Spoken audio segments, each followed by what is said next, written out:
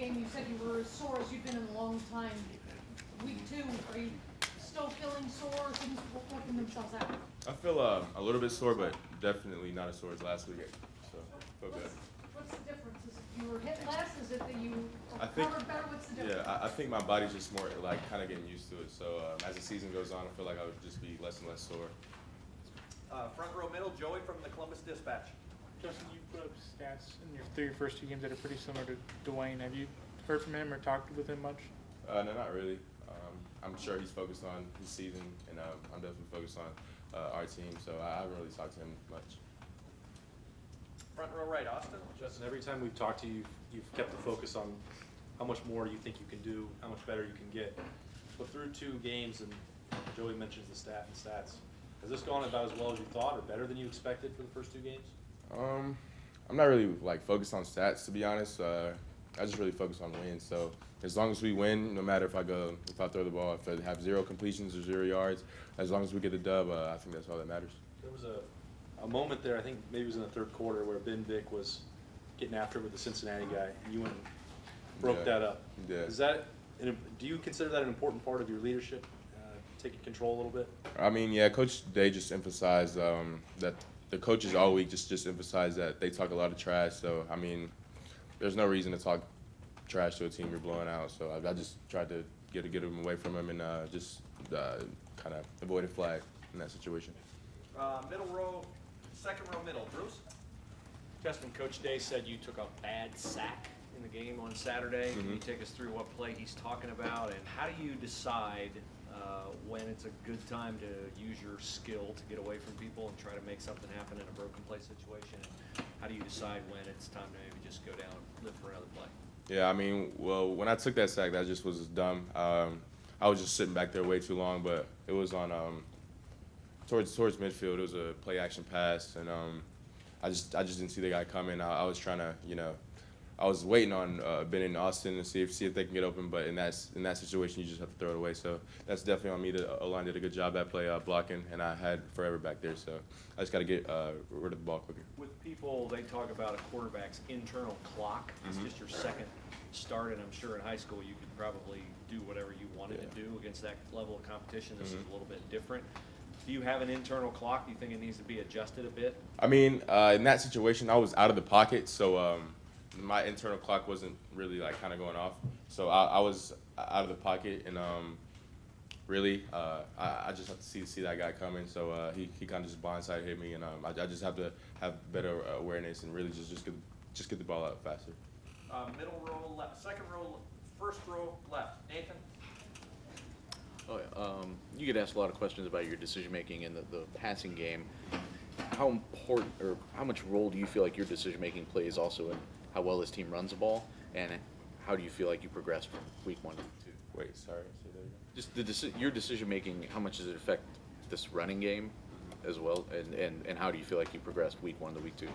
I feel like the running game kind of opens up more because the defense kind of has to respect me running the ball also. So I just feel like that opens JK up more, and then when he has those big explosive plays, that will also open up the passing game. So just kind of all of those intangibles kind of complement each other.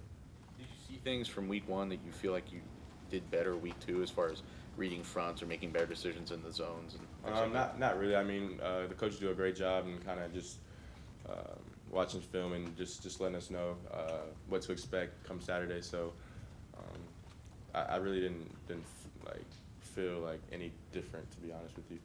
Front row right, Tim.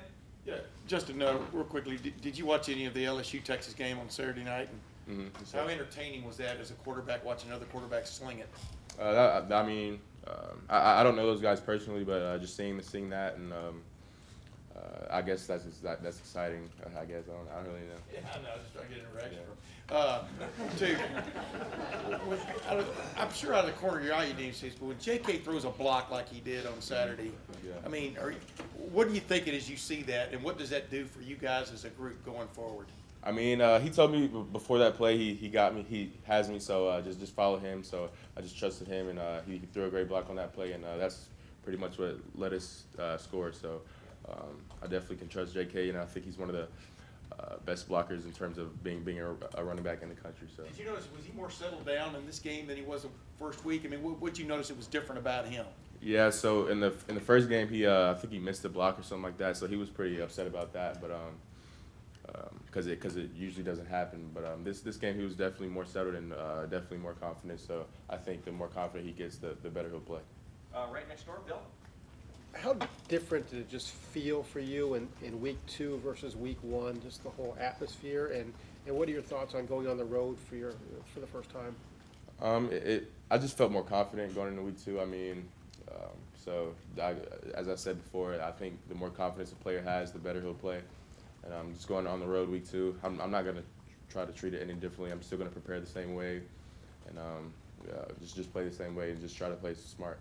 I know you're a confident guy, but is there anything that has surprised you about just kind of how seamlessly it has gone so far for you?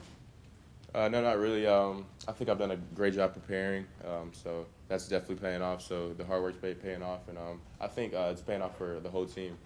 We've worked really hard in the off season, so just seeing this come out on the field was great to see. And last question is front row left, Doug. Justin, you faced your own defense all preseason. Mm-hmm.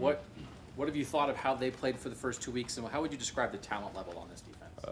Our defense is talented. It starts all up with Chase, so he's definitely, I think, the leader of the defense. And I mean, we have talented guys everywhere, so going against them all off season, it definitely makes the game easier for me.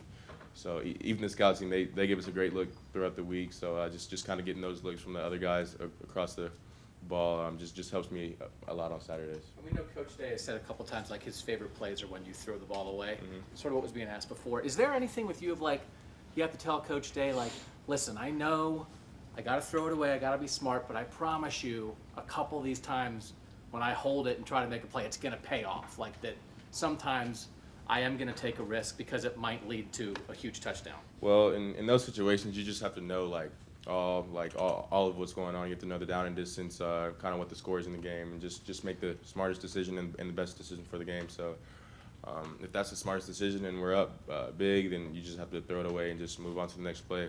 He says you can't win every play, so sometimes we have to live with 2nd and 10. So. But if there's a time when the score and the situation is different and you guys need it, you can maybe take a little risk and make a play if you need it. Yeah, I mean, depending on what I think I can do and what I think I'm capable of, but you just have to just kind of take all those factors and just be smart and just do what's best for the team. Great. Justin, thank you very much.